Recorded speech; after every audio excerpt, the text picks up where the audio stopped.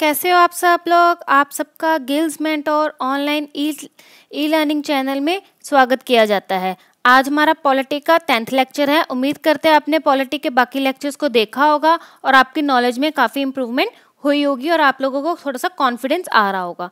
इस लेक्चर के बाद आप लोगों का नेक्स्ट वीक एक पॉलिटी का टेस्ट होगा जिसमें मैं आंसर्स नहीं आपको प्रोवाइड करूंगी, वो आपको नेक्स्ट लेक्चर में फिर दिए जाएंगे। ये सीरीज आपके आने वाले एग्जाम्स जैसे कि Markfed, PSB clerk, SSC CGL, SSC CHSL, railway, NTPC और भी जितने भी गवर्नमेंट एग्जाम आपके आने वाले हैं उनके लिए बहुत ही महत्वपूर्ण रहेगी। ठीक है, और इस चैनल को सब्सक्राइब करें और बेल आइकन को प्रेस करें ताकि आपको हर न्यू लेक्चर की नोटिफिकेशन टाइम टू टाइम मिलती रहे और आपका कोई लेक्चर मिस ना हो।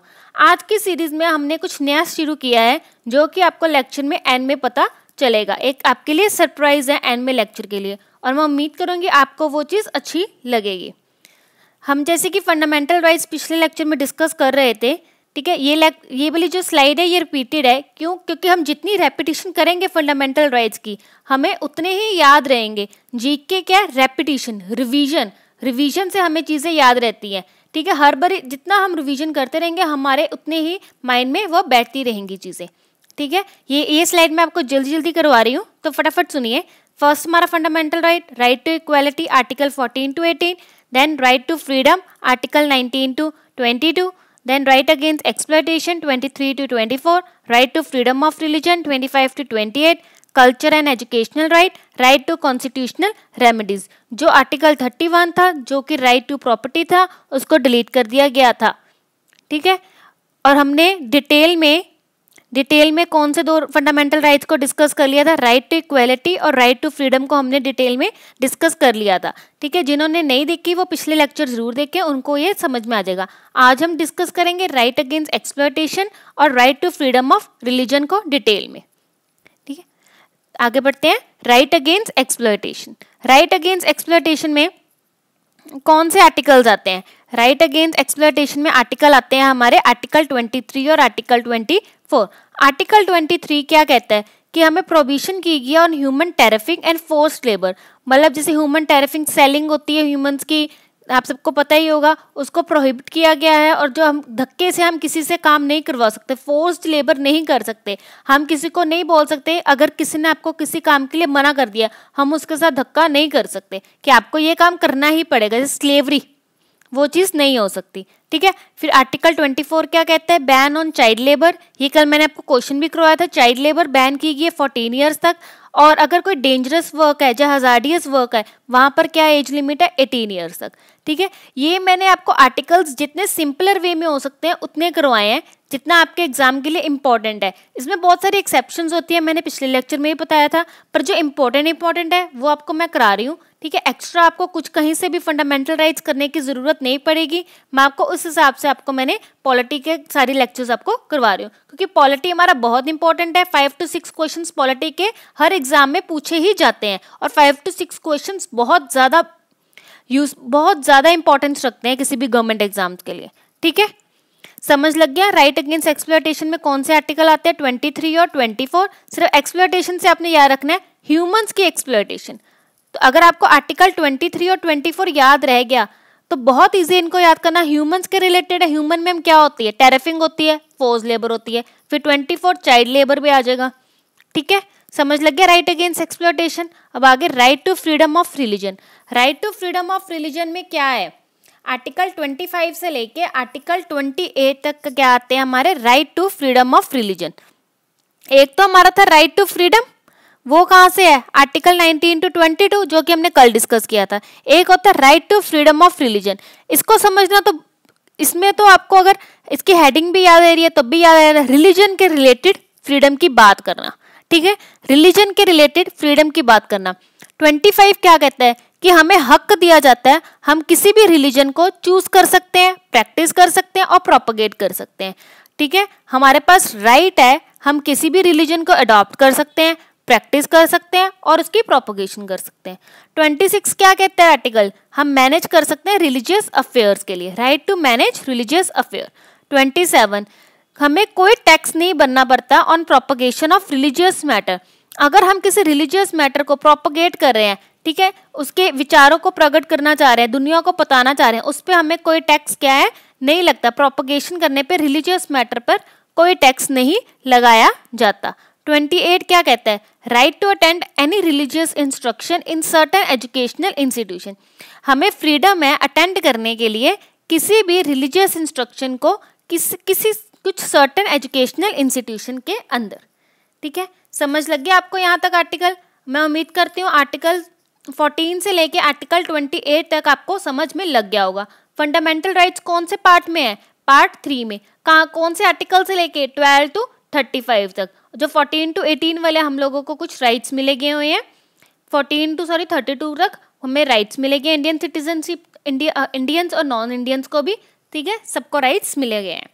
यहाँ तक समझ में लग गया? जिनको पहले के दो नहीं पता, राइट टू इक्वालिटी और राइट टू फ्रीडम, वो लास्ट लेक्चर को जरूर देखे। गिल्स मेंटोर के यूट्यूब चैनल पे वो लेक्चर पड़ा हुआ है, वहां जाके आप लोग देख सकते हैं। चलिए आज के क्वेश्चंस को स्टार्ट करते हैं। विच of the following article describes about the person voluntarily acquiring citizenship of foreign state? क्या कह रहा है? कौन से आर्टिकल में हमें बताया गया है कि पर्सन जो अपनी मर्जी से फॉरेन स्टेट की सिटीजनशिप को ले रहा है?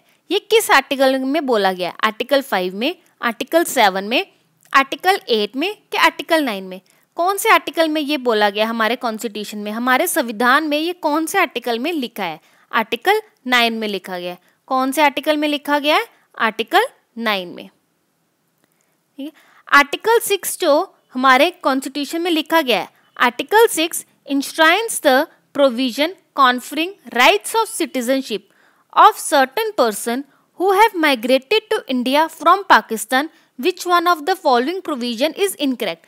जो आर्टिकल 6 में लिखा गया है कि हम जो कुछ लोग, कुछ पर्सन्स पाकिस्तान से इंडिया माइग्रेट हुए हैं, उसके द्वारा कौन सी इसमें से स्टेटमेंट क्या है? इनकरेक्ट है। कौन सी स्टेटमेंट क्या है? इनकरेक्ट है। ही और either of his parent, he or either of his parent or any of his grandparent was born in India as defined in Government of India Act 1935. Such person has so migrated before 19th July 1948. Such person has so migrated on or after the 19th July 1948. He has been registered as a citizen. Such person has got married in India. इसमें से कौन सी statement गलत है? किसके बारे में गलत है? कि आर्टिकल 6 में क्या लिखा गया है कि कुछ जो पर्सन्स हैं जो पाकिस्तान से इंडिया माइग्रेट हुए थे उनके बारे में। इसमें से कौन सी इनकरेक्ट है? ए ऑप्शन क्या है हमारा? इनकरेक्ट है। ठीक है, ए ऑप्शन क्या है हमारा? इनकरेक्ट है। Details on how citizenship can be acquired and terminated are enumerated in. जो हमारी सिटीजनशिप है हम उसको कैसे एक्वायर कर सकते हैं, जो उसको कैसे टर्मिनेट कर सकते हैं, वो कहाँ पर लिखा गया है? पार्ट 2 ऑफ द कॉन्स्टिट्यूशन में, द सिटीजनशिप एक्ट 1955 में, शेड्यूल 1 ऑफ द कॉन्स्टिट्यूशन, जब वेरियस इनैक्टमेंट्स बाय पार्लियामेंट। किसमें डिटेल्स, प्रॉपर डिटेल से लिखा गया है? सिटीजनशिप एक्ट 1955 में हर चीज़ को डिटेल से लिखा गया है कि हम सिटीजनशिप को कैसे एक्वायर कर सकते हैं, कैसे टर्मिनेट कर सकते हैं। ठीक है, वैसे सिटीजनशिप के बारे में पार्ट 2 ऑफ द कॉन्स्टिट्यूशन में भी लिखा गया है। सिटीजनशिप के ऊपर कौन सा पार्ट आता है? पार्ट 2 आता है ना, पर इसका डिटेल्स और लिखा है ना डिटेल में। डिटेल में हम किस में लिखते हैं? एक किसी एक्ट में लिखते हैं ना। हर चीज़ को जो हमारे कॉन्स्टिट्यूशन में है किसी एक्ट में लिखी गई है, उस एक्ट के दौरान ही सब कुछ होता है। तो हम इसका आंसर, एप्रोप्रिएट आंसर क्या होगा? Citizenship act 1955। अगर ऑप्शन में ये नहीं होता तो हमारा पार्ट 2 ऑफ द कॉन्स्टिट्यूशन भी क्या होता? करेक्ट आंसर होता। ओके, आगे बढ़े। To acquire citizenship by registration, to acquire citizenship by registration a person must be have resident in India for immediately before making an application. अगर हमें Indian citizenship चाहिए, उसके लिए एक पर्सन को कितने मंथ्स या कितने ईयर्स रहना पड़ता है किसी एप्लीकेशन को देने के लिए? सिटीजनशिप एक्वायर करनी है रजिस्ट्रेशन से। मेथड होता है ना सिटीजनशिप एक्वायर करना बाय रजिस्ट्रेशन। पर्सन को, जो बंदे ने करनी है, उसको कितने टाइम के लिए इंडिया में रहना होता है एप्लीकेशन करने देने से पहले? 6 मंथ्स, 1 ईयर, 3 इयर्स और 5 इयर्स। कितने टाइम के लिए रहना पड़ता है बाय रजिस्ट्रेशन अगर उसको इंडियन सिटीजनशिप चाहिए? 5 इयर्स के लिए। कितने? 5 इयर्स के लिए। On the proclamation of the emergency is made, the right of citizen to move to the Supreme Court for the enforcement of his fundamental right is suspended by the। अगर कोई emergency लग रही है और हमें जैसे राइट मिला गया हुआ है कि हम सुप्रीम कोर्ट डायरेक्ट जा सकते हैं अपने फंडामेंटल राइट को लेकर, अगर वो हमें नहीं मिल रहा, वो क्या हो सकता है? सस्पेंड किया जा सकता है। उसको कौन सस्पेंड कर सकता है? प्राइम मिनिस्टर, प्रेसिडेंट, स्पीकर के chief justice of supreme court. कौन हमारे फंडामेंटल राइट को सस्पेंड कर सकता है अगर हमारे देश में क्या लगी हुई है? इमरजेंसी लगी हुई है। किसके पास ये हक है? किसके पास हक है? प्रेसिडेंट ऑफ इंडिया के पास। इंपॉर्टेंट क्वेश्चन है ये, ठीक है। किसके पास हक है? प्रेसिडेंट ऑफ इंडिया के पास ये क्या हक है?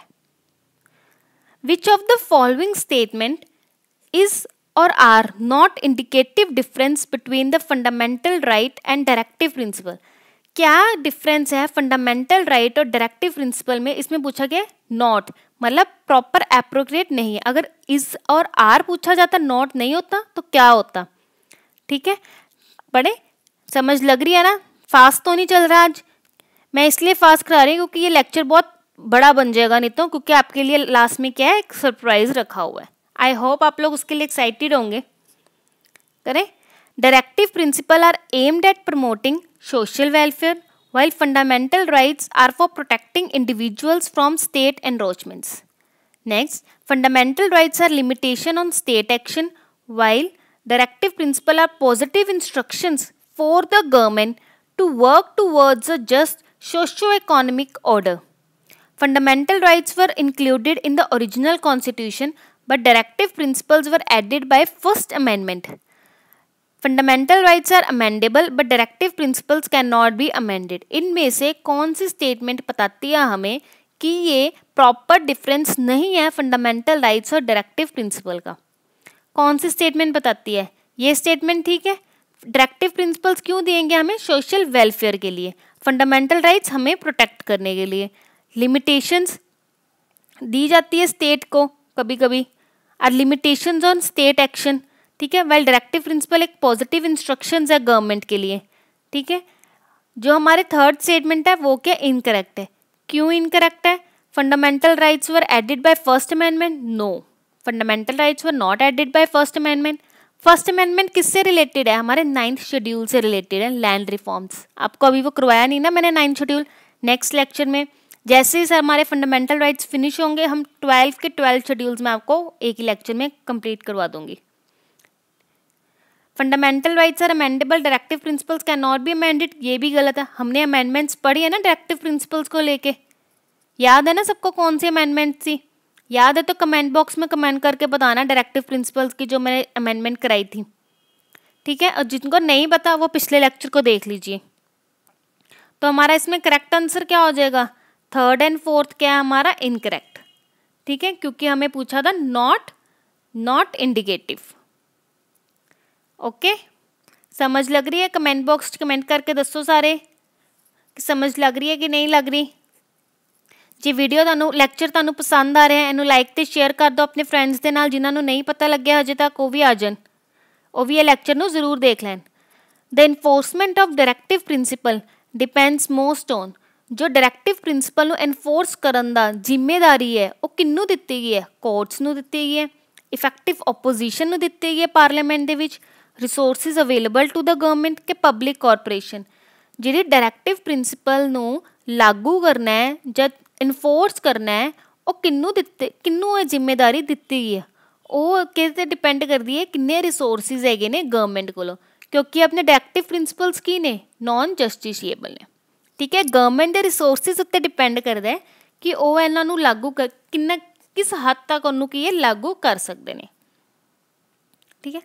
In the Constitution, opportunity for the development of scientific temper, humanism and spirit of inquiry and reform are found in a scientific temper, spirit of inquiry, ਹਿਊਮਨਿਜ਼ਮ ਕਿਹਦੇ ਵਿੱਚ ਹੈ? ਫੰਡਾਮੈਂਟਲ ਰਾਈਟ ਦੇ ਵਿੱਚ ਲਿਖਿਆ ਗਿਆ ਹੈ, ਪ੍ਰੀਐਂਬਲ ਵਿੱਚ, ਫੰਡਾਮੈਂਟਲ ਡਿਊਟੀ ਵਿੱਚ ਕਿ ਡਾਇਰੈਕਟਿਵ ਪ੍ਰਿੰਸੀਪਲ ਵਿੱਚ?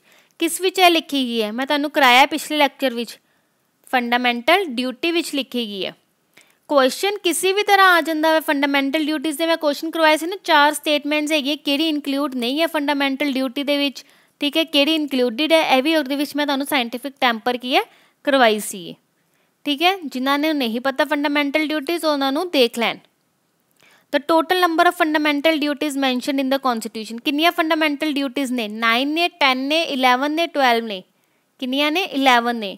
ਫੰਡਾਮੈਂਟਲ ਡਿਊਟੀਜ਼ ਕਿਹੜੇ ਪਾਰਟ ਵਿੱਚ ਨੇ? Part 4A। ਕਿਹੜੀ ਅਮੈਂਡਮੈਂਟ ਨਾਲ? 42 ਅਮੈਂਡਮੈਂਟ। ਕਦੋਂ ਹੋਈ ਸੀ? 1976। Revision is must. ਸੋ ਜਿਹੜਾ ਕੁਐਸਚਨ ਕਰਾਉਂਦੀ ਆ ਨਾ ਉਹਦੇ ਰਿਲੇਟਿਡ ਕਿੱਥੋਂ ਆਇਆ, ਕਿਹੜੇ ਪਾਰਟ ਵਿੱਚ ਹੈ, ਕਿਹੜੇ ਆਰਟੀਕਲ 'ਚ, ਨਾਲ ਕਮੈਂਟ ਕਰਦੇ ਰਿਹਾ ਕਰੋ, ਨਾਲ ਉਹਨੂੰ ਡਿਸਕਸ ਕਰਦੇ ਰਿਹਾ ਕਰੋ। ਡਿਸਕਸ਼ਨ ਬਹੁਤ ਜ਼ਰੂਰੀ ਹੁੰਦੀ ਹੈ। Which statement regarding the fundamental duty is or are correct? ਕਿਹੜੀ ਸਟੇਟਮੈਂਟ ਫੰਡਾਮੈਂਟਲ ਡਿਊਟੀ ਨੂੰ ਲੈ ਕੇ ਕੀ ਹੈ ਕਰੈਕਟ ਹੈ? ਵਰ ਇੰਟਰੋਡਿਊਸ ਬਾय 44th ਅਮੈਂਡਮੈਂਟ। ਦੱਸੋ 44th ਅਮੈਂਡਮੈਂਟ ਨਾਲ ਕੀਤੀ ਸੀ? ਨਹੀਂ, 42 ਨਾਲ। ਆਰ ਇਨਕੋਪਰੇਟਡ ਇਨ ਪਾਰਟ 3A? ਨਹੀਂ। ਹੁਣੇ ਦੱਸੇ ਕਿਹੜੇ ਪਾਰਟ ਵਿੱਚ ਨੇ? 4th A ਪਾਰਟ ਵਿੱਚ। ਨॉन ਜਸਟਿਸ਼ੀਏਬਲ ਨੇ? ਹਾਂਜੀ ਬਿਲਕੁਲ ਨॉन ਜਸਟਿਸ਼ੀਏਬਲ ਨੇ ਫੰਡਾਮੈਂਟਲ ਡਿਊਟੀਜ਼। ਫੰਡਾਮੈਂਟਲ ਰਾਈਟਸ ਸਿਰਫ ਜਸਟਿਸ਼ੀਏਬਲ ਨੇ, ਬਾਕੀ ਫੰਡਾਮੈਂਟਲ ਡਿਊਟੀਜ਼ ਤੇ DPSPs ਕੀ ਨੇ ਆਪਣੇ? ਨॉन ਜਸਟਿਸ਼ੀਏਬਲ ਨੇ। ਸੋ ਇਹਦਾ ਆਂਸਰ ਕੀ ਹੋ ਜਾਏਗਾ? Only 3rd is correct. ਅਗਰ ਇਨਕਰੈਕਟ ਪੁੱਛਿਆ ਹੁੰਦਾ ਤਾਂ ਆਂਸਰ ਕੀ ਹੋ ਜਾਂਦਾ? ਆਪਣਾ A ਆਪਸ਼ਨ। ਆਪਾਂ ਨੂੰ ਕੀ ਪੁੱਛਿਆ ਗਿਆ ਵਾ? ਕਰੈਕਟ। ਸੋ ਆਪਣਾ ਆਂਸਰ ਕੀ ਹੋ ਜਾਏਗਾ? D ਆਪਸ਼ਨ, ਠੀਕ ਹੈ। ਕੁਐਸਚਨ ਧਿਆਨ ਨਾਲ ਦੇਖ ਲਿਆ ਕਰੋ ਕਿ ਕਰੈਕਟ ਪੁੱਛਿਆ ਕਿ ਇਨਕਰੈਕਟ ਪੁੱਛਿਆ।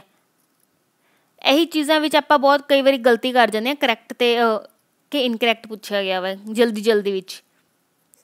Which of the following statement is or are correct? ਹੁਣ ਇਹਦੇ ਵਿੱਚ ਕਿਹੜੀ ਸਟੇਟਮੈਂਟ ਆਰਟੀਕਲ 26 ਨੂੰ ਲੈ ਕੇ ਕੀ ਹੈ ਕਰੈਕਟ ਹੈ? Article 26 of the constitution of India states that the subject to public order, morality and health, every religious denomination or any section thereof shall have the right। 26 ਕੀ ਕਹਿੰਦਾ ਵੈ? ਕਿਹਨੂੰ ਰਾਈਟ ਦਿੱਤਾ ਗਿਆ? to establish and maintain institution for religious and charitable purpose, to manage its own affairs in matter of religion, to own and acquire movable and immovable property। ਕਿਹੜੀ ਚੀਜ਼ ਕੀ ਹੈ ਠੀਕ ਹੈ ਆਰਟੀਕਲ 26 ਨੂੰ ਲੈ ਕੇ? ਆਪਾਂ ਆਰਟੀਕਲ 26 ਡਿਸਕਸ ਕੀਤਾ ਸੀ ਨਾ ਹੁਣੇ। ਕੀ ਸੀ ਆਰਟੀਕਲ 26? ਦੱਸੋ, ਯਾਦ ਹੈ ਕਿਸੇ ਨੂੰ? ਚਲਿਏ ਫਿਰ ਪਿੱਛੇ ਦੱਸੀਏ ਆਰਟੀਕਲ 26। ਆਰਟੀਕਲ 26 ਕੀ ਕਹਿ ਰਿਹਾ ਵੈ? Right to freedom of religion ਦੇ ਵਿੱਚ ਆਉਂਦਾ। ਮਤਲਬ ਕੀ ਹੈ? ਰਿਲੀਜਨ ਨਾਲ ਰਿਲੇਟਿਡ। ਰਾਈਟ ਟੂ ਮੈਨੇਜ ਕੀ ਕਹਿੰਦੇ? Religious affair. ਕੁਝ ਐਕਸੈਪਸ਼ਨਸ ਹੁੰਦੀਆਂ ਨੇ, ਮੈਂ ਤੁਹਾਨੂੰ ਦੱਸਿਆ ਸੀ ਕਿਆ। ਹੁਣ ਉਹ ਇਹਦੇ ਵਿੱਚ ਤੁਹਾਡੇ ਕਵਰ ਹੋ ਜਾਣਗੀਆਂ ਜਿਹੜੀਆਂ ਇੰਪੋਰਟੈਂਟ ਨੇ। ਐਸਟੈਬਲਿਸ਼ ਕਰਨਾ ਤੇ ਮੇਨਟੇਨ ਕਰਨਾ ਰਿਲੀਜੀਅਸ ਨੂੰ ਚੈਰੀਟੇਬਲ ਪਰਪਸ ਲਈ, ਬਿਲਕੁਲ, ਕਿਉਂਕਿ ਕੀ ਹੈ right to manage religious affair. ਉਹਦੇ ਵਿੱਚ ਕੀ ਮੈਨੇਜ ਕੀ ਕਰ ਸਕਦੇ ਐ? Manage its own affairs in matter of religion, ਤੇ acquire and movable and immovable property. ਤਿੰਨੋਂ ਸਟੇਟਮੈਂਟ ਕੀ ਹੈ 26 ਆਰਟੀਕਲ ਨੂੰ ਲੈ ਕੇ ਕੀ ਨੇ? ਕਰੈਕਟ ਨੇ। ਸੋ ਆਪਣਾ ਆਂਸਰ ਕੀ ਹੋ ਜਾਏਗਾ? Option D is a correct, ਠੀਕ ਹੈ। ਇੱਦਾਂ ਵੀ ਡਿਟੇਲ 'ਚ ਆ ਜਾਂਦੇ ਨੇ ਜਿਹੜੇ ਇੰਪੋਰਟੈਂਟ ਨੇ ਪ੍ਰੀਵੀਅਸ ਈਅਰ, ਉਹ ਤਾਂ ਮੈਂ ਤੁਹਾਨੂੰ ਕਰਵਾ ਰਹੀ ਹਾਂ ਨਾਲ ਤੇ ਕੁਝ ਐਕਸਟਰਾ ਇੰਪੋਰਟੈਂਟ ਵੀ ਮੈਂ ਕਰਵਾਉਂਦੀ ਰਹਿੰਦੀ ਹਾਂ, ਠੀਕ ਹੈ। ਆਰਟੀਕਲ 19 ਯਾਦ ਰੱਖਣਾ, ਉਹ ਵੀ ਬਹੁਤ ਇੰਪੋਰਟੈਂਟ ਹੈ। ਪਿਛਲੇ ਲੈਕਚਰ ਡਿਟੇਲ ਵਿੱਚ ਉਹਨੂੰ ਡਿਸਕਸ ਕੀਤਾ ਉਹਦੀ ਐਕਸੈਪਸ਼ਨਸ ਦੇ ਨਾਲ। Next, which one among the following statement regarding the constitution guaranteed right to education in India is correct? Question देख रहे हो? right to education ਤੇ ਆ ਗਿਆ। The right covers both child and adult literacy and therefore universally guarantees education to all citizens of India.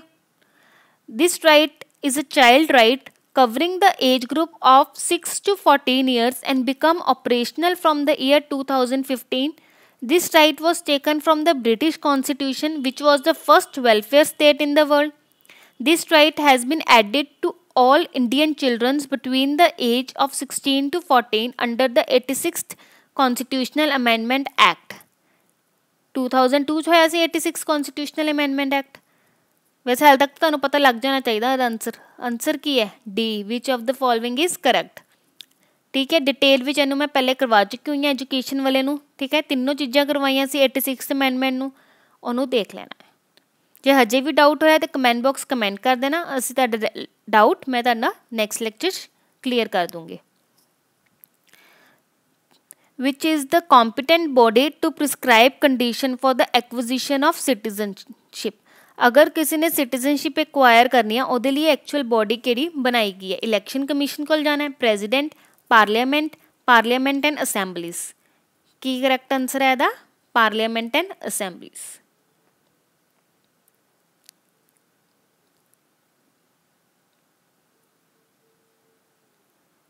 In India, the right to freedom of speech and expression is restricted on the grounds of right to freedom of speech and expression ਕਿਹੜੇ article ਦੇ ਅੰਦਰ ਆਂਦਾ? Article 19 ए ਦੇ ਅੰਦਰ ਸੀ, ए part article 19 ए ਦੇ ਅੰਦਰ। ਉਹਦੇ ਵਿੱਚ ਕਿਹੜੀਆਂ ਰਿਸਟ੍ਰਿਕਸ਼ਨਸ ਨੇ? To sovereignty and integrity of India, contempt of court, friendly relationship of foreign states, protection of minorities। ਕਿਹੜੀਆਂ in India right to freedom of speech and expression किहड़े अंडर आंदा वै? किहड़े अंडर रिस्ट्रिक्ट किया गया वै? 1, 2 और 3 दे अंडर के उन्होंने रिस्ट्रिक्ट किया गया। The sovereignty and integrity of India, contempt of court, friendly relationship with foreign states. Right to information की है? फंडामेंटल राइट है, लीगल राइट है, ना ही फंडामेंटल राइट है ना ही लीगल राइट है, बहुत फंडामेंटल तो लीगल राइट है। राइट टू इन्फॉर्मेशन की अपना फंडामेंटल राइट ते लीगल राइट। फंडामेंटल राइट किहदे अंदर आ जाता है? आर्टिकल 19 दे अंदर आ जाता है, ठीक है। राइट टू इन्फॉर्मेशन आर्टिकल 19 दे अंदर ही दिती गई है सानू। Which one among the following pair is not correctly matched? ਇਹਦੇ ਚੋਂ ਕਿਹੜਾ पेयर करैक्टली मैच्ड नहीं है?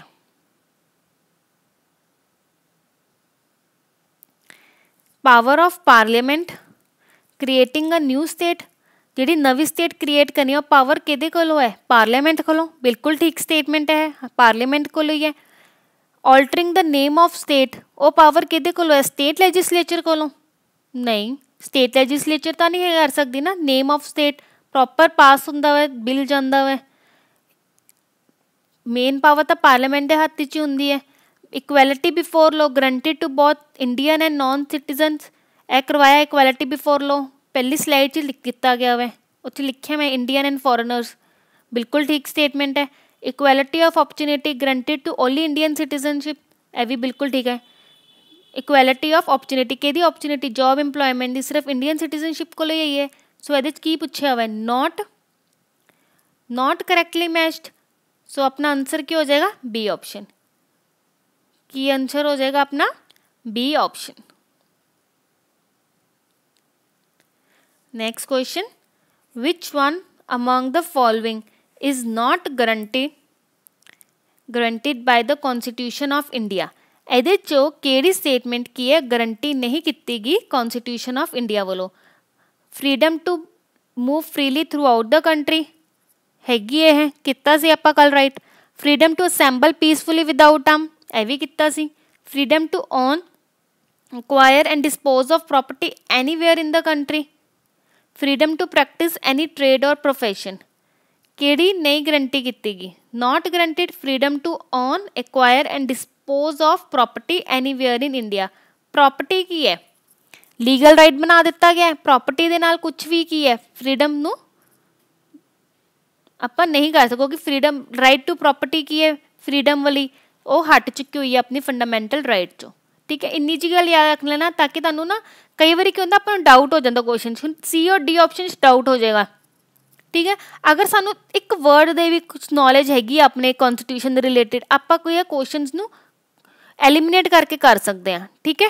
हुण इह dispose of property, freedom to own, सानू पता है कि right to freedom right to property साडे कोल फंडामेंटल राइट नहीं हैगा हुण, तो उहदे नाल आपां एलिमिनेट करके की अपना सी ऑप्शन कर लवांगे, ठीक है। समझ लग रही? क्वेश्चनस नू इदां भी करन दी कोशिश करया करो। जे थोड़ी थोड़ी नॉलेज भी आ रही है तुहानू कोलों, जे क्वेश्चन तुहानू लग रहा है कि बड़ा डिफिकल्ट आ गया, उन्होंने अपने प्रीवियस क्वेश्चनस नाल कुछ अपने कॉन्सैप्ट नाल उन्होंने की है करया करो, एलिमिनेट करने की कोशिश। Next question, second last question है अपना, which of the following are envisaged as being part of the right against exploitation in Constitution of India. Right against exploitation केदे related, human, prohibition of traffic in human beings and forced labor, ऐता आपा कितना है, ठीक है, abolition of untouchability, article की है 17, so ऐता आएगा ही नहीं, ठीक है, right against protection to the interest of minorities आ सकता है, सोचो, prohibition of employment of children in factories and mines, ਇਹ ਵੀ ਕੀਤਾ ਆਪਾਂ ਉਹਨੇ, ਥਰਡ ਦੱਸੋ ਆ ਸਕਦਾ ਕਿ ਨਹੀਂ ਆ ਸਕਦਾ, ਨਹੀਂ ਕੀਤਾ ਆਪਾਂ, ਨਹੀਂ ਕੀਤਾ ਨਾ, ਪਹਿਲੀ ਸਲਾਈਡ 'ਚ ਹੀ ਕਰਵਾਇਆ ਰਾਈਟ ਅਗੇਂਸਟ ਐਕਸਪਲੋਇਟੇਸ਼ਨ, ਇਹਦਾ ਆਨਸਰ ਤਾਂ ਵੈਸੇ ਤੁਹਾਨੂੰ ਖੁਦ ਦੱਸਣਾ ਚਾਹੀਦਾ ਫਟਾਫਟ ਆਪ ਹੀ, ਸੋ ਕਿਹੜੀ ਕਰੈਕਟ ਹੈ, 1 ਔਰ 4th ਸਟੇਟਮੈਂਟ ਕੀ ਹੈ, ਕਰੈਕਟ ਹੈ। ਅੱਜ ਦਾ ਲਾਸਟ ਕੁਐਸਚਨ ਤੇ ਇਸ ਤੋਂ ਬਾਅਦ ਕੀ ਹੈ ਤੁਹਾਡੇ ਲਈ एक न्यू चीज़ ਨੂੰ ਆਪਾਂ जीके ਦੀ सीरीज़ ਵਿੱਚ ਇਨਕਲੂਡ ਕੀਤਾ ਹੋਇਆ, ਤੁਹਾਨੂੰ ਪਸੰਦ ਜ਼ਰੂਰ ਆਵੇਗੀ। In which case did the Supreme Court restore the primacy of fundamental rights over the directive principle of state policy?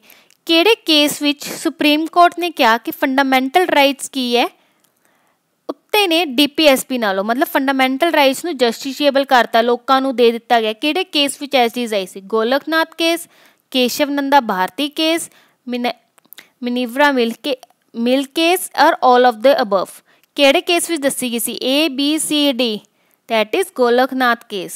ਇਹਦੇ ਵਿੱਚ ਬੱਚੇ ਕੀ ਕਰ ਰਹੇ ਆਉਂਦੇ ਨੇ, ਕੇਸ਼ਵ ਨੰਦਾ ਭਾਰਤੀ ਕੇਸ, ਨਹੀਂ ਕੇਸ਼ਵ ਨੰਦਾ ਭਾਰਤੀ ਕੇਸ ਕਿਹਦੇ ਨਾਲ ਰਿਲੇਟਡ ਸੀ, preamble is a part of our constitution, ਜਿਹੜਾ ਫੰਡਾਮੈਂਟਲ ਰਾਈਟਸ ਦੇ ਨਾਲ ਕੇਸ ਆ ਜਾਂਦਾ ਉਹ ਕਿਹੜਾ ਆ ਜਾਂਦਾ, ਗੋਲਕਨਾਥ ਕੇਸ, ਠੀਕ ਹੈ। ਮਿਨੇਵਰਾ ਮਿਲ ਕੇਸ ਵੀ ਆਪਾਂ ਕਰਾਂਗੇ ਅੱਗੇ ਜਾ ਕੇ, ਠੀਕ ਹੈ। ਇਹ ਬਹੁਤ ਇੰਪੋਰਟੈਂਟ ਕੁਐਸਚਨ ਹੈ, ਕਿਹੜੇ ਕੇਸ ਵਿੱਚ ਫੰਡਾਮੈਂਟਲ ਰਾਈਟਸ ਨੂੰ ਪ੍ਰਾਇਮੇਸੀ ਮਿਲੀ ਸੀ ਡਾਇਰੈਕਟਿਵ ਪ੍ਰਿੰਸੀਪਲਸ ਨਾਲੋਂ, ਠੀਕ ਹੈ। ਚਲਿਏ ਵਧੀਆ ਅੱਗੇ, ਹੋਪ ਤੁਹਾਨੂੰ ਅੱਜ ਦੇ ਕੁਐਸਚਨਸ ਅੱਛੇ ਲੱਗੇ ਹੋਣਗੇ, ਤੁਹਾਡੇ ਕੋਲ ਕਾਫੀ ਅਟੈਂਪਟ ਹੋ ਰਹੇ ਹੋਣਗੇ, ਕੁਐਸਚਨਸ ਅਟੈਂਪਟ ਕਰਨਾ ਸ਼ੁਰੂ ਕਰਤੇ ਕਿ ਨਹੀਂ ਕੀਤੇ ਹੁਣ ਕੁਐਸਚਨਸ ਨੂੰ ਪੋਲਿਟੀ ਦੇ ਵਿੱਚ, ਅਗਲੀ ਵਾਰੀ ਤੁਹਾਡਾ ਟੈਸਟ ਹੈ ਸਾਰਿਆਂ ਦਾ। ਅੱਜ ਦੀ motivational thought, the key to success is to focus on goals not obstacle. अगर असी कुछ जिंदगी च पाना चाहते हैं, सानू अपने गोल वाल फोकस रखना है। कुछ पाने लिए साडे रस्ते विच बहुत ऑब्सटैकल्स आंदियां ने, ठीक है, बहुत ऑब्सटैकल्स नू पार करके जो अपना मुकाम हासिल कर ले, जिन्हों अपना गोल पता है उन्होंने की मिल जाती है, सक्सैस पता मिल जाती है, ठीक है। ऑब्सटैकल्स वाल इन्ना फोकस ना करया करो, अपने गोल वाल ज़्यादा फोकस करो। किहदे वाल फोकस करो, गोल वाल, ना कि ऑब्सटैकल्स वाल फोकस करो। अगर कुछ पाना है जिंदगी, सक्सैस पाना है, गोल्स नू फोकस रखो, ठीक है। ऐ तां सीगी अज दी आपां मोटिवेशनल थॉट, डेली करांगे, होप तुहानूं उम्मीद मिलेगी, कुछ मोटिवेशन मिलेगी ते तुसीं छड्डोगे नहीं। मैं किते पढ़िया सी, किसी बच्चे ने लिखिया सी, मैनूं 3 साल तो हो गया गवर्नमेंट दी तैयारी करदे नूं, पर मैनूं सक्सैस नहीं मिली हजे तक। अगर कुछ पाना है, सक्सैस नूं मिलण नूं टाइम लगदा है, ठीक है। मेहनत करो, मतलब कुछ किते तो तुसीं लैक कर रहे हो अपनी मेहनत विच, किते तो गलती हो रही है गवर्नमेंट की तैयारी करते हुए, किसी भी काम नूं तैयारी किते गलती हो रही है, उस गलती नूं कड्डो, उन्होंने ओवरकम करो तो सक्सैस नूं पाओगे, ठीक है। गोल वाल फोकस रखो, ठीक है। ए जी हुण आ गया अपने इंपॉर्टेंट चीज़। अज तो असीं की करांगे, कुछ ऑर्गेनाइजेशनस हुंदियां ने साडे एग्जाम्स विच पुछया जांदा है कि whether India is a part of this, किहड़ी कंट्री दा पार्ट है, कित्थे उहदे हैडकुआटर्स ने, कदों स्टार्ट हुई सी, जिवें कि ब्रिक्स, बिमस्टैक, सार्क, ਇਹੋ ਜਿਹੀ ਚੀਜ਼ਾਂ ਸਟੈਟਿਕ ਜੀਕੇ ਨਾਲ, ਜਨਰਲ ਅਵੇਅਰਨੈਸ ਨਾਲ ਰਿਲੇਟਡ ਹੁੰਦੀਆਂ।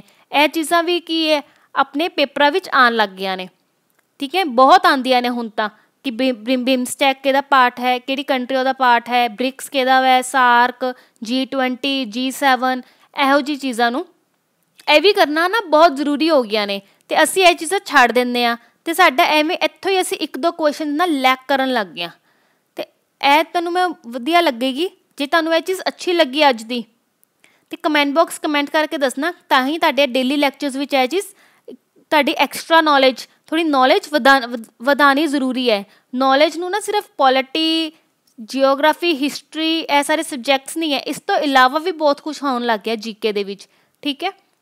ਅੱਜ ਆਪਾਂ ਡਿਸਕਸ ਕਰਦੇ ਹਾਂ ਬ੍ਰਿਕਸ। ਬ੍ਰਿਕਸ ਦਾ ਪਹਿਲੇ ਨਾਮ ਕੀ ਸੀ, ਬ੍ਰਿਕ। ਸਭ ਤੋਂ ਪਹਿਲੇ ਤਾਂ ਮੈਂ ਨਹੀਂ ਲਿਖਿਆ ਹੋਇਆ, ਬ੍ਰਿਕਸ ਬਣੀ ਕਦੋਂ ਸੀਗੀ, 2006 ਦੇ ਵਿੱਚ ਕੀ ਸੀ ਇਹ ਬਣੀ ਸੀ, ठीक है, तुसीं नोट कर लेना बनी कदों सी 2006 ਦੇ ਵਿੱਚ। ਇਹਨਾਂ ਨਾਲ ਲਈ ਪਤਾ ਕੀ ਕਰੋ, ਤੁਸੀਂ ਇੱਕ ਨੋਟਬੁੱਕ ਲਗਾ ਲਓ, ਉੱਥੋਂ ਦੀ ਸਟਾਰਟ ਕਰ ਲਓ। ਬ੍ਰਿਕਸ, ਬਿਮਸਟੈਕ, ਪੇਪਰ ਤੋਂ ਇੱਕ ਦਿਨ ਪਹਿਲੇ ਇਹ ਚੀਜ਼ ਰਿਵਾਈਜ਼ ਕਰ ਲਿਆ ਕਰੋ, ਕਿਉਂਕਿ ਇਹਦੇ 'ਚ ਇੱਕ ਨੇ ਕੁਐਸਚਨ ਆਉਣ ਲੱਗ ਗਿਆ ਵਾ ਕਿ ਇਹਦੀ ਅੱਜ ਮੀਟਿੰਗ ਇਸ ਸਾਲ ਕਿੱਥੇ ਇਹਦੀ ਸਮਿਟ ਹੋਈ ਜਾਂ ਮੀਟਿੰਗ ਹੋਈ। ਠੀਕ ਹੈ, ਬ੍ਰਿਕ ਤੇ ਇਹ ਕੰਟਰੀ, ਇਹਦੇ ਵਿੱਚ ਕਿਹੜੀ ਕਿਹੜੀ ਕੰਟਰੀਜ਼ ਪਾਰਟ ਨੇ, ਕਿਹੜੇ ਨਹੀਂ ਹੈ। ਇੱਕ ਵਾਰੀ ਜਦੋਂ ਇਹ ਹੋ ਜਾਣਗੇ ਇਹਨਾਂ ਦੇ ਰਿਲੇਟਿਡ ਮੈਂ ਤੁਹਾਨੂੰ ਕੁਐਸਚਨਸ ਵੀ ਕਰਾ ਦੇਵਾਂਗੀ। ਠੀਕ ਹੈ, ਉਮੀਦ ਕਰਦਾ ਤੁਹਾਨੂੰ ਇਹ ਸਰਪ੍ਰਾਈਜ਼ ਪਸੰਦ ਆਇਆ ਹੋਏਗਾ ਅੱਜ, ਤੇ ਤੁਸੀਂ ਇਹਨੂੰ ਅੱਛੀ ਤਰ੍ਹਾਂ ਨਾਲ ਕਰੋਗੇ, ਪੋਜ਼ਿਟਿਵ ਵੇ ਨਾਲ ਲਵੋਗੇ। ਠੀਕ ਹੈ, ਬ੍ਰਿਕਸ ਬਣੀ ਕਦੋਂ ਸੀ 2006 ਦੇ ਵਿੱਚ। ਇਹਦੇ ਹੈੱਡਕੁਆਟਰਸ ਕਿੱਥੇ ਨੇ, ਸ਼ੰਘਾਈ ਚਾਈਨਾ ਦੇ ਵਿੱਚ। ਕਿੱਥੇ ਨੇ, ਕਿੱਥੇ ਨੇ ਇਹਦੇ ਹੈੱਡਕੁਆਟਰਸ, ਸ਼ੰਘਾਈ ਚਾਈਨਾ ਵਿੱਚ। ਕਿੱਥੇ ਨੇ, ਸ਼ੰਘਾਈ ਚਾਈਨਾ ਦੇ ਵਿੱਚ। ਕਲੀਅਰ ਕਰਕੇ ਲਿਖ ਦਿੰਦੀ ਹਾਂ, ਕਿੱਥੇ ਨੇ,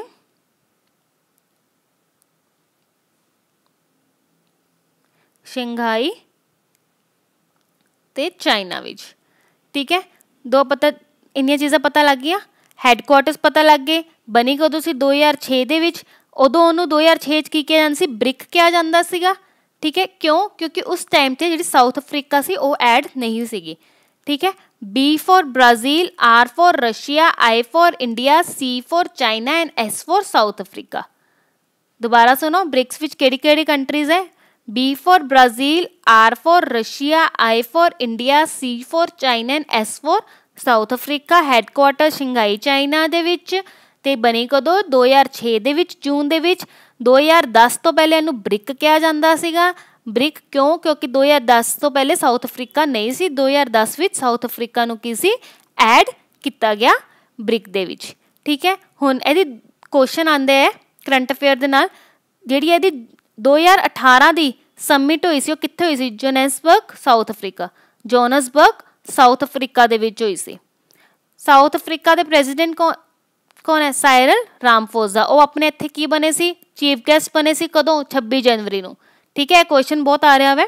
26 ਜਨਵਰੀ ਨੂੰ ਚੀਫ ਗੈਸਟ ਕੌਣ ਬਣੇ ਸੀ, ਸਾਇਰਲ ਰਾਮਫੋਜ਼ਾ। ਉਹ ਕਿੱਥੇ ਦੇ ਨੇ, ਸਾਊਥ ਅਫਰੀਕਾ ਦੇ। ਤੇ ਬ੍ਰਿਕਸ ਦੀ ਸਮਿਟ ਕਿੱਥੇ ਹੋਈ ਸੀ, ਸਮਿਟ ਜੋਨਸਬਰਗ। ਠੀਕ ਹੈ, ਜੋਨਸਬਰਗ, ਕੋਈ ਜੋਨਸਬਰਗ ਕਹਿ ਦਿੰਦਾ ਹੈ। ਠੀਕ ਹੈ, 2019 ਦੀ ਕਿੱਥੇ ਹੋਏਗੀ, ਬ੍ਰਾਜ਼ੀਲ ਦੇ ਵਿੱਚ। ਇਹ ਯਾਦ ਰੱਖਣਾ, ਤੁਹਾਡੇ ਆਉਣ ਵਾਲੇ ਪੇਪਰਾਂ ਲਈ ਇਹ ਬਹੁਤ ਇੰਪੋਰਟੈਂਟ ਹੋਏਗੀ। ਬ੍ਰਿਕਸ ਦੀ ਮੀਟਿੰਗ ਜਾਂ ਸਮਿਟ ਕਿੱਥੇ ਹੋਏਗੀ 2019 ਵਿੱਚ, ਬ੍ਰਾਜ਼ੀਲ ਦੇ ਵਿੱਚ। ਕਦੋਂ ਹੋਣੀ ਹੈ, ਨਵੰਬਰ ਵਿੱਚ ਹੁੰਦੀ ਹੈ। ਠੀਕ ਹੈ, ਨਵੰਬਰ 'ਚ ਹੋਏਗੀ ਇਸ ਵਾਰੀ, ਬ੍ਰਾਜ਼ੀਲ ਦੇ ਵਿੱਚ ਹੋਣੀ ਹੈ। 2018, 2019 2 ਸਾਲਾਂ ਦੇ ਯਾਦ ਰੱਖਣੇ ਹੁੰਦੇ ਨੇ। ਠੀਕ ਹੈ, ਜਦ ਤੱਕ ਉਹਦੀ ਦੁਬਾਰਾ ਸਮਿਟ ਨਾ ਹੋਵੇ। ਠੀਕ ਹੈ, ਹਜੇ ਹੋਈ ਨਹੀਂ ਨਾ 2018 ਦੀ। ਸਾਊਥ ਅਫਰੀਕਾ 'ਚ ਬ੍ਰਿਕਸ ਵਿੱਚ ਕਿਹੜੀ ਕਿਹੜੀ ਕੰਟਰੀਜ਼ ਨੇ, Brazil, Russia, India, China, south Africa. ਕਦੀ ਕੁਐਸਚਨ ਆ ਜਾਂਦਾ ਵੈ ਤੁਹਾਨੂੰ ਬ੍ਰਿਕਸ, ਬਿਮਸਟੈਕ, ਸਾਰਕ, G7 ਦੇ ਦੇਣਗੇ। In which among the following India is not a part, ਐਵੇਂ ਦੇ ਕੁਐਸਚਨਸ ਆ ਜਾਂਦੇ ਹੈ। ਜਾਂ in which among the following India is a part. ਠੀਕ ਹੈ, ਤੁਹਾਨੂੰ ਇਹ ਬਿਮਸਟੈਕ ਵਗੈਰਾ ਕੋਈ ਐ ਨਾ ਲੱਗਣ ਕੋਈ ਬੜੇ ਕਿਹੜੇ ਅਜੀਬ ਵਰਡਸ ਬੋਲ ਰਹੇ ਨੇ ਜਿਨ੍ਹਾਂ ਨੂੰ ਨਹੀਂ ਨੌਲੇਜ। ਠੀਕ ਹੈ, ਕੁਝ ਆਰਗੇਨਾਈਜੇਸ਼ਨਸ ਹੁੰਦੀਆਂ ਨੇ, ਬਣਾਈਆਂ ਗਈਆਂ ਨੇ ਡਿਫਰੈਂਟ ਕੰਟਰੀਜ਼ ਨੂੰ ਮਿਲ ਕੇ। ਕਿਉਂ, ਤਾਂ ਕਿ ਇਹਨਾਂ ਦੀ ਕੋਆਪਰੇਸ਼ਨ ਦੇ ਨਾਲ ਕੰਟਰੀਜ਼ ਕੀ ਹੋਰ ਡਿਵੈਲਪ ਕਰਨ, ਅਸਿਸਟੈਂਸ ਮਿਲੇ ਇਹਨਾਂ ਨੂੰ, ਇੱਕ ਦੂਸਰੇ ਤੋਂ ਹੈਲਪ ਮਿਲੇ। ਇਸ ਲਈ ਇਹ ਆਰਗੇਨਾਈਜੇਸ਼ਨਸ ਬਣਾਈਆਂ ਗਈਆਂ ਨੇ ਤੇ ਇੰਪੋਰਟੈਂਟ ਨੇ, ਤੇ ਇਹਨਾਂ ਦੀ ਮੀਟਿੰਗਸ ਕਿੱਥੇ ਹੁੰਦੀਆਂ ਨੇ। ਠੀਕ ਹੈ, ਉਮੀਦ ਕਰੀਏ ਤੁਹਾਨੂੰ ਬ੍ਰਿਕ ਸਮਝ ਲੱਗ ਗਈ ਹੋਏਗੀ ਅੱਜ ਲਈ। ਨੈਕਸਟ ਤੁਹਾਡੇ ਲਈ ਹੁਣ ਨੈਸ਼ਨਲ ਪਾਰਕਸ। ਆਪਾਂ ਡੇਲੀ ਕੋਈ ਕਿਸੇ ਨਾ ਕਿਸੇ ਆਪਣੇ ਇੰਡੀਆ ਦੀ ਸਟੇਟ ਨੂੰ ਲੈ ਕੇ ਨੈਸ਼ਨਲ ਪਾਰਕ ਦੀ ਸੀਰੀਜ਼ ਨੂੰ ਸ਼ੁਰੂ ਕਰਾਂਗੇ। ਠੀਕ ਹੈ, ਨੈਸ਼ਨਲ ਪਾਰਕ ਕੀ ਹੈ, ਸਿੱਧਾ ਕੁਐਸਚਨ ਆਉਂਦਾ ਹੈ, ਇਹਲਾ ਨੈਸ਼ਨਲ ਪਾਰਕ ਕਿਹੜੇ ਸਟੇਟ ਦੇ ਵਿੱਚ ਹੈ। ਬਹੁਤ ਕੁਐਸਚਨ ਆਉਣ ਲੱਗ ਗਏ ਨੇ। PPSC ਸੀਨੀਅਰ ਅਸਿਸਟੈਂਟ 'ਚ ਵੀ ਕੁਐਸਚਨ ਆ ਗਿਆ ਸੀਗਾ, ਕਾਇਬੁਲ ਨੈਸ਼ਨਲ ਪਾਰਕ ਫਲੋਟਿੰਗ ਵਾਲਾ ਕਿੱਥੇ ਹੈਗਾ ਵੈ। डायरेक्ट क्वेश्चन आते हैं। तो नैशनल पार्क भी की ने अपने पंजाब के एग्जाम्स लिए ਜਾਂ अपने बाकी सारे गवर्नमेंट एग्जाम्स लिए SSC विच भी बहुत क्वेश्चन आते हैं, इन्होंने लैके बहुत इंपॉर्टेंट हो चुकी हुई है चीज़ों। ठीक है, अज आप कर रहे हैं असम के नाल लिंक कर रहे हैं नैशनल पार्क को, कि कर रहे हैं असम के सारे नैशनल पार्क कर रहे हैं। ठीक है, असम के आप नैशनल पार्क कर रहे हैं। पहला नैशनल पार्क है दिरू शिखो नैशनल पार्क, दूसरा Kaziranga national park, very important, बहुत पेपर आता है। एक काजीरंगा, एक कंचनजंगा। कंचनजंगा नैशनल पार्क कितने है, सिक्किम के विच, वो भी आप करांगे। Kaziranga national park, Manas national park, यह भी वेरी इंपॉर्टेंट, बहुत पेपर पूछे जाता है कि मानस नैशनल पार्क कितने है। Nameri national park, Rajiv Gandhi Orang national park. Assam विच किन्ने नैशनल पार्क ने? 5 नैशनल पार्क ने। याद हो जाने ने, इहनूं ध्यान नाल रोज़ करना तुसीं। असम विच किन्ने ने? 5 नैशनल पार्क ने। पहला Dibru Saikhowa national park, Kaziranga national park, Manas national park, Nameri national park, Rajiv Gandhi Orang national park. ਇਹਦੇ 'ਚ काजीरंगा, मानस ते राजीव गांधी ओरंग नैशनल पार्क बहुत पेपरां 'ਚ ਪੁੱਛਿਆ ਗਿਆ कि कित्थे हैगे ने तीनों। ठीक है, काजीरंगा, मानस ते राजीव बहुत इंपॉर्टेंट ने, भुलना नहीं है इन्हां नूं। कित्थे ने? असम दे विच। कित्थे ने?